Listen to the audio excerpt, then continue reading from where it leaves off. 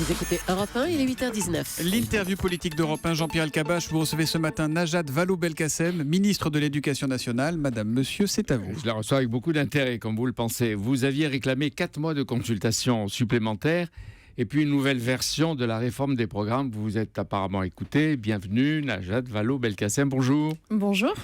D'abord, pour les programmes du primaire, est-ce que vous confirmez ce matin les révélations de Virginie Salmen? D'abord, sur la dictée, une dictée chaque jour.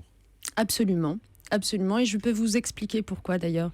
Parce qu'en fait, l'intérêt fondamental de ces nouveaux programmes, c'est qu'ils vont garantir que les apprentissages des élèves soient solides. C'est-à-dire qu'on va vérifier qu'ils étudient, qu'ils répètent, qu'ils mémorisent pour maîtriser chacun de ces apprentissages. Et pour bien maîtriser, ça passe par de l'entraînement quotidien. Donc à l'école primaire, une dictée quotidienne, des exercices de calcul mentaux quotidiens, de la lecture quotidienne, parce que l'essentiel, c'est la maîtrise du langage. Alors ça, c'est pendant le primaire. C'est combien d'années? De l'âge de 5 ans à 10 ans, les 5 ans Voilà, à partir de l'âge où on apprend à lire, c'est-à-dire la classe de CP. Alors, le calcul mental, à quoi il sert quand on a un ordinateur? Il faut, au contraire, c'est très important de s'entraîner suffisamment pour automatiser des réflexes. Le calcul mental est un de ces réflexes qu'il faut avoir. Et ensuite libérer son cerveau pour le rendre disponible pour d'autres tâches plus complexes. Si vous voulez, Jean-Pierre Elkabbach, ça vous expliquera l'intérêt de ces programmes. Ce qui est nouveau, c'est que pour la première fois, les programmes de la scolarité obligatoire, c'est-à-dire qui vont de la classe de CP jusqu'à la classe de 3e, ont été pensés ensemble. Ça n'était jamais arrivé dans l'histoire. C'est-à-dire de les réviser des cycles tous de 3 ensemble. ans et en même temps sur une continuité de 9 ans, ce que disait hier Michel Lussot, à qui vous aviez demandé de s'occuper des programmes. Mais en quoi est-ce que c'est important que l'ensemble de ces programmes soient révisés ensemble? On a beaucoup dit, mais dis donc, c'est un sacré défi, c'est dur comme tâche. Mais c'était essentiel parce que cela permet enfin d'avoir une vraie progressivité dans les apprentissages et une vraie cohérence dans ce que les élèves apprennent entre la classe de CP et la classe de 3e, en veillant à ce qu'il n'y ait pas de choses qui soient abordées trop tôt dans la scolarité, de telle sorte que les élèves tout simplement ne les comprennent pas. Je vous en donne un exemple. Dans les programmes actuels auxquels nous mettons fin, il était prévu que la division, par exemple, soit abordée par les élèves en classe de mathématiques dès la classe de CE2. Eh bien, dans les nouveaux programmes, parce que les enseignants nous ont fait remonter que c'était trop tôt pour que les élèves comprennent la division, on le fait en classe de CM1. Donc, chaque apprentissage est abordé au bon moment, dans un bon rythme et répété suffisamment souvent pour être compris. D'ensemble et de continuité. Donc, on dit la dictée quotidienne, le calcul mental chaque jour, la lecture sans doute régulière, à haute voix, de la vos lecture textes. chaque jour aussi. Oui, et pour qu'ils en comprennent le texte. Pas seulement qu'ils répètent en annonant, mais qu'ils comprennent le texte, si j'ai bien compris moi aussi. Absolument, parce que l'un des reproches qu'on pouvait faire au programme actuel, c'est que d'une certaine façon, on cherchait à faire des élèves des experts de la description linguistique des textes, au lieu de vérifier d'abord qu'ils comprenaient le sens de ce qu'ils lisaient. Et donc, les nouveaux programmes mettent la compréhension de l'oral au centre. Qu'est-ce qu'ils étaient mauvais, les programmes jusqu'à présent, hein. On voit les dégâts qu'ils faisaient. Il y avait à peu près chaque année 145 000 jeunes qui n'avaient aucun diplôme, aucune qualification. Avec votre réforme, il y en aura moins? Ah oui, je le pense, je le souhaite et c'est évidemment la vocation de ces nouveaux programmes, sachant que l'éducation, c'est toujours du temps long. Donc on est bien d'accord que ces programmes qui entrent en vigueur à la rentrée 2016, eh bien les élèves en question, en 2025, ils ne dans 9 sortiront ans, désormais plus sans qualification. Et après leurs études. On le vérifiera dans 15 ans. Là, on va avancer de la chronologie de retour. Les sujets polémiques portaient d'abord... Je peux juste, avant d'avancer, sur le point fondamental qui est la maîtrise du langage français, parce que c'est vraiment le point fort de ces programmes, insister sur le fait que désormais à l'école primaire, jusqu'alors vous aviez 10 heures hebdomadaires de français en tant que tel. Enfin 10 heures de plus. Nous ajoutons 10 heures de plus dans les autres disciplines pour que soit travaillé à nouveau l'oral, l'écrit, la lecture. C'est-à-dire que c'est vraiment la priorité de ces programmes. Les élèves ne sortiront plus de l'école primaire sans maîtriser la lecture, l'écriture et bien sûr les mathématiques. La chronologie de retour, les sujets polémiques portaient d'abord sur l'histoire. La France colonialiste, esclavagiste, la France coupable, est-ce que ce sera fini ?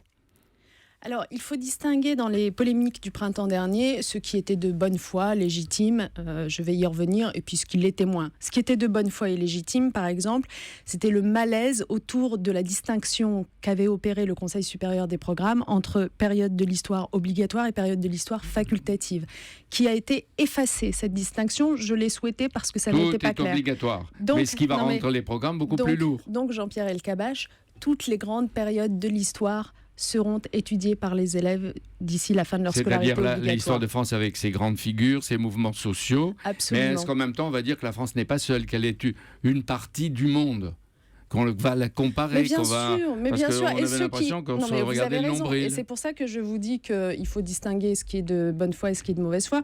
Ceux qui voudraient qu'on ne parle que de la France comme si elle était complètement coupée du monde se trompent. Je les renvoie d'ailleurs à un grand historien, un Michelet, qui en 1831 disait « Le monde est une façon d'expliquer la France ». Donc bien Mais il y en a sûr beaucoup qu'il faut aujourd'hui utiliser d'historiens les comme Patrick interactions Boucheron, entre la Patrick France et le Guenifet, Pierre Nora, etc.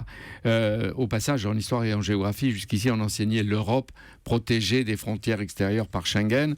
Aujourd'hui, il faut apprendre aux mômes qu'en raison des migrations, on en revient aux frontières nationales. Ça, c'est pas un progrès, c'est plutôt une régression. Alors, ce qu'on va apprendre aux enfants, surtout, puisque vous parlez de l'actualité cette fois-ci, c'est à regarder ce qui se passe en Europe aujourd'hui avec l'arrivée massive des réfugiés, avec l'effort de solidarité que doivent produire les pays européens. Et je crois qu'ils auront de quoi être fiers de la France, puisqu'on nous parle beaucoup de fierté de la France. Mais en même temps, ils s'étonneront qu'on en revienne aux frontières nationales. Au recrutement de douaniers, de contrôleurs en France, en Allemagne, etc. Ça les étonnera. Mais on avance. Mais puisque vous parlez d'histoire, pardonnez-moi Jean-Pierre Elkabbach, juste un point fort aussi sur lequel il faut insister dans les nouveaux programmes, la place de l'enseignement laïque du fait religieux. J'y arrive. Pour éclairer les débats actuels. Ça fait partie... Mais l'islam était obligatoire, la chrétienté, le judaïsme, l'esprit critique, les lumières, c'était facultatif. Aujourd'hui, tout est obligatoire. Aujourd'hui, tout est obligatoire. Alors, pour répondre à votre question de tout à l'heure, mais du coup, ça reste aussi lourd qu'avant, parce que vous avez raison, la lourdeur des programmes précédents était un vrai problème. Alors, tout est obligatoire. En revanche, parce que nous faisons confiance aux enseignants, eh bien, nous leur laissons la possibilité de choisir leurs exemples. Ils ne choisissent pas leur période historique. Elles doivent toutes être étudiées sans être éludées. En fonction de quoi ? De leur humeur, de leur idéologie ? Non, mais pas du tout, parce que chaque professeur d'histoire géo, il faut quand même faire confiance aux professeurs. Ils sont diplômés, ils sont expérimentés, ils sont capables de savoir de quelle façon parler aux élèves de l'histoire de France. Votre réforme, la refondation de l'école, c'est pas une révolution. Est-ce qu'à cause des contraintes et des pressions idéologiques et politiques, elle n'a pas rétréci ? Je dis pas au lavage, mais elle n'a pas rétréci. Ah non, pas du tout. Écoutez, si vous prenez par exemple les programmes, en l'occurrence, il y a un troisième point sur lequel je veux insister, qui est que ces programmes, ils introduisent de nouvelles compétences pour les élèves. C'est très ambitieux. La compétence numérique, par exemple. Vous avez enfin formalisé le fait qu'à l'école primaire, on apprend aux élèves à taper au clavier et à lire sur un écran, parce que ça fait partie des compétences qu'ils doivent maîtriser.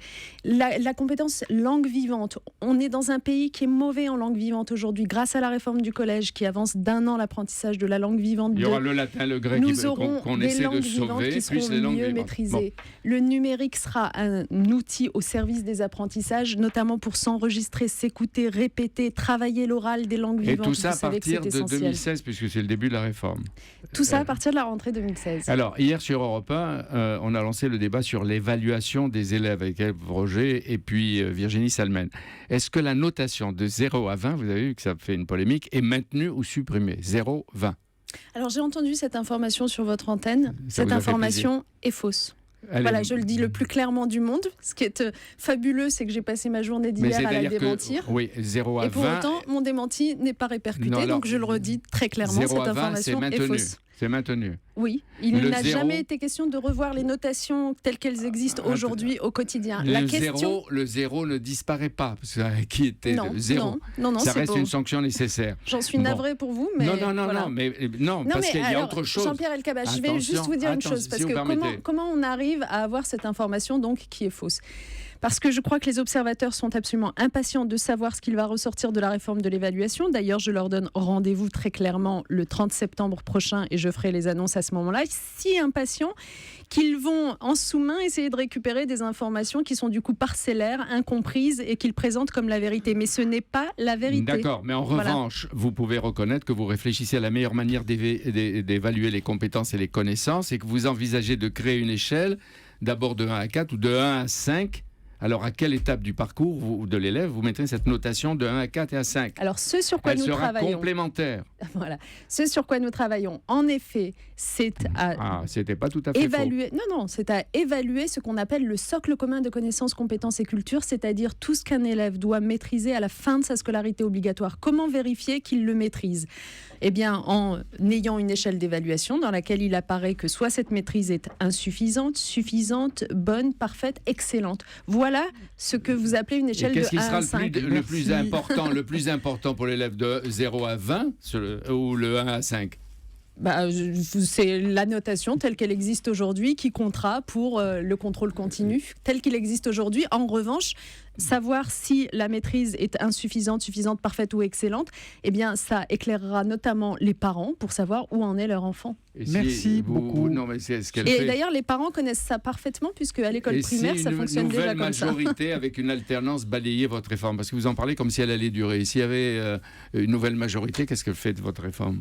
Vous y avez pensé ? Eh bien, c'est aux Français qu'il faut poser la question. Moi, j'ai travaillé cette réforme pour que les enfants apprennent mieux et réussissent mieux. Donc, aux Français de savoir s'ils souhaitent qu'on continue sur cette voie ou s'ils souhaitent qu'on fasse comme Nicolas Sarkozy le suggérait dans un entretien ce matin, à savoir retirer 300 000 enseignants, puisqu'il considère que 1 million d'enseignants, c'est trop dans notre pays. J'en profite pour constater que la rentrée scolaire s'est bien passée. Elle s'est bien passée cette année parce que nous avons mis le nombre d'enseignants suffisant devant les classes. Oui, mais là, c'est l'heure de la récré maintenant. Merci Najat Pardonnez-moi, Thomas Vallaud-Belkacem Soto. d'être venue sur Europe 1 ce matin. Europe 1.